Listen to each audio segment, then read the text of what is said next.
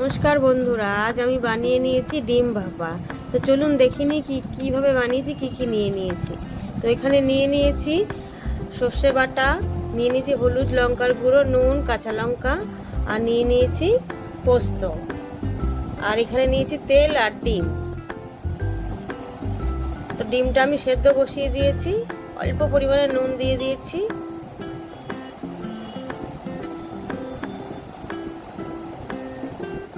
ডিমটা সেদ্ধ হয়ে গেছে, আমি ছুলে নিয়ে ডিমটা দু অর্ধেক করে কেটে নিচ্ছি।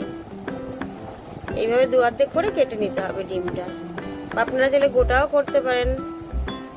অর্ধেক করে কাটলে ডিমটা নুন চিনি ভালো ঢোকে, টেস্টফুল হয়। তো একটি পাত্রে আমি তেল নিয়ে নিলাম পরিমাণ মতো। এখানে আমি সর্ষের তেল নিয়েছি। ডিমগুলো আমি সাজিয়ে নিলাম এক এক করে।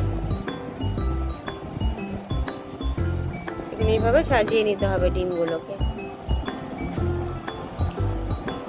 এর মধ্যে আমি দিয়ে দিয়েছি সর্ষে বাটাটা।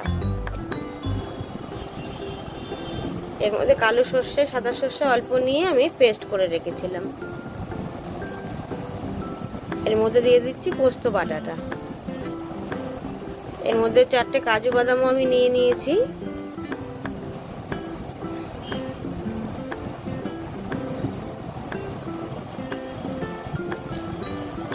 অল্প পরিমাণে নুন দিতে হবে।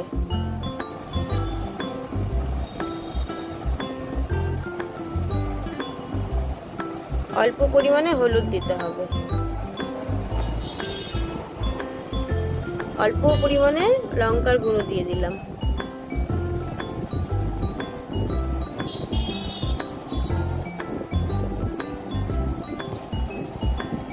চারটে কাঁচা লঙ্কা ফেলে রেখেছিলাম, দিয়ে দিলাম। অল্প অল্প ধনে পাতার কুচি দিয়ে দিলাম। এবার নিচ থেকে গ্রেভিগুলো ওপর দিকে দিতে হবে, দিয়ে এইভাবে ঢাকনাটা ঢেকে দিতে হবে। এবার চলুন, কড়াইতে আমি জল দিয়ে দিয়েছি। এর মধ্যে একটা স্ট্যান্ড বসিয়ে দিলাম। অল্প পরিমাণে জল দিয়ে দিয়েছি। এবার দেখুন, আমি গ্যাস জ্বালিয়ে দিয়েছি, আর পাত্রটা স্ট্যান্ডের ওপরে রেখে আমি ভালো করে চাপা দিয়ে দেব।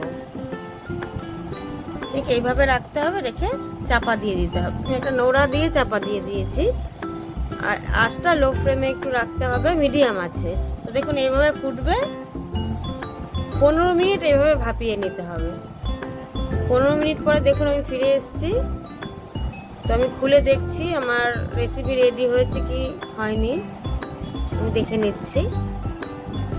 দেখুন এভাবে ঢাকনাটা খুলে আমি দেখে নিচ্ছি ডিম ভাপাটা হয়েছে নাকি। পুরোপুরি হয়ে গেছে ডিম ভাপা। এইভাবে ডিম ভাপা বানিয়ে নিতে হয়। আর আমার রেসিপিটি পুরোপুরি তৈরি। দেখুন, আমার রেসিপিটি যদি ভালো লাগে লাইক, কমেন্ট, শেয়ার করে দেবেন, আর আমার চ্যানেলটি সাবস্ক্রাইব করে দেবেন।